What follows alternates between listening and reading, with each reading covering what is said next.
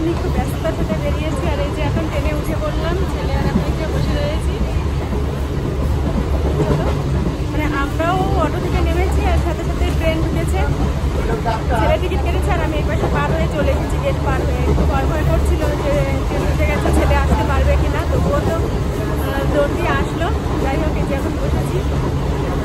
আর ওর প্রচণ্ড ঘুম পাচ্ছিল, অটোতে আসার সময় পুরো ঘুমিয়ে পড়েছিল, এই জন্য এখনো ভিডিও শুট করতে পারিনি। চলো যেতে যেতে যেটুকু পারবো তোমাদের সঙ্গে শেয়ার করবো, দেখতে থাকবো ভিডিওটা।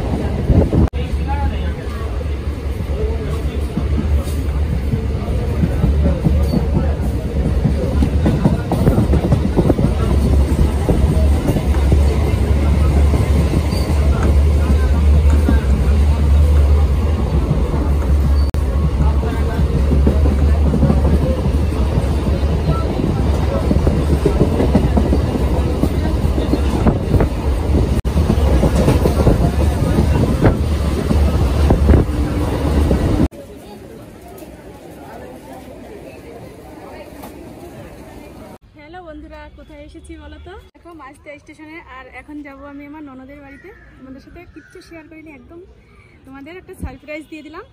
চলো এখন টোটো ধরবো, টোটো ধরে একদম সোজা ননদ বাড়িতে। চলো ভিডিওটা দেখতে থাকো।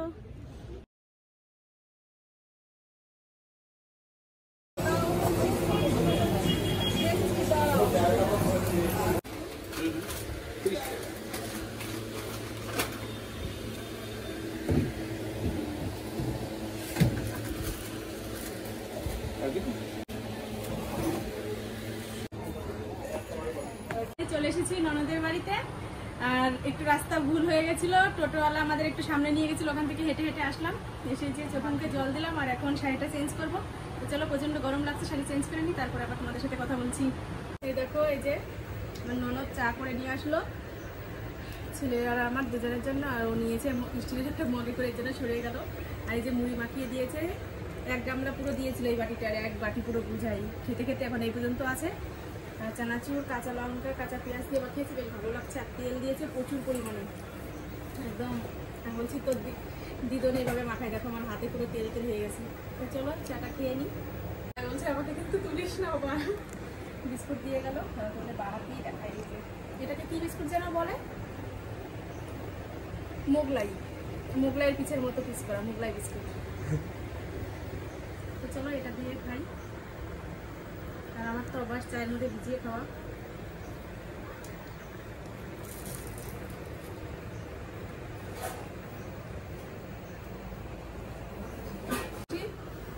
সেটা হচ্ছে আমি এতক্ষণ বসে বসে সিরিয়াল দেখছিলাম।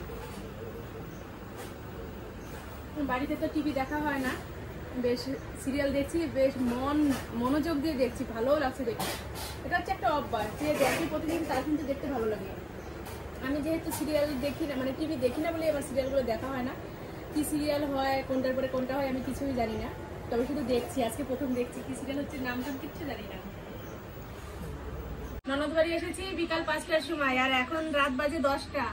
দেখো এখন আমাকে দিয়েছে একটা রুটি, দেখেছো? আমাকে ভাতও দেয়নি। বলো তাহলে এমন ননদ বাড়ি আসে কেউ? এমন ননদ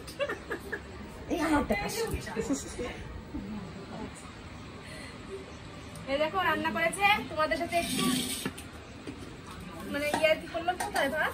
এই দেখো হাড়িতে ভাত রয়েছে, ভাত খাবো। রুটিগুলো দেখায় কি আছে। তারপরে এই যে রুটি রয়েছে ওখানে গামলার মধ্যে, আমি দেখাচ্ছি। এই দেখো কত রুটি রয়েছে, অনেক রুটি করেছে, সবার জন্য করেছে। সবার খাওয়া হয়ে যাওয়ার পরেও এতগুলো রুটি বেঁচে গেছে। এখন খাবো, প্রথমে একটা রুটি খেয়ে তারপরে হচ্ছে আস্তে আস্তে খাবো। আর দুটো ডিম দিয়েছে দেখো সাথে। আমার ছেলে দুটো খেয়েছে, আমার জন্য দুটো দিয়েছে, আর ওরা সবাই একটা করে খেয়েছে।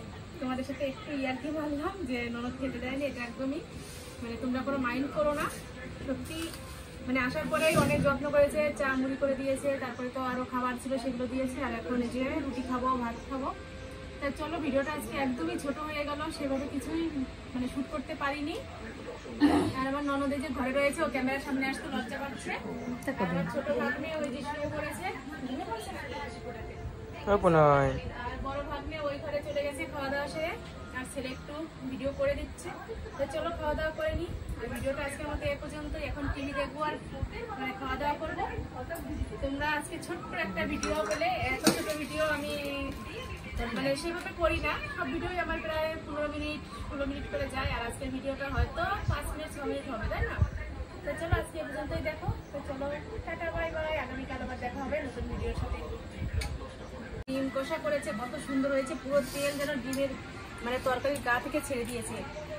এত সুন্দর করে রান্না করেছে, আর খেতেও খুব টেস্টি হয়েছে। খেয়ে দেখলাম ভীষণ ভালো হয়েছে ডিমের তরকারিটা।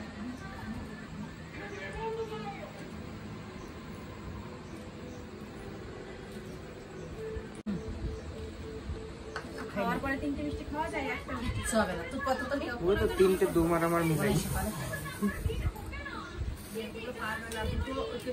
দুটো ডিম খেয়েছে, মানে একটা কিছু মিষ্টি হবে না। খা। কাট। দেখো এই হাইকোর যত্ন, ঠিক আছে? জানি।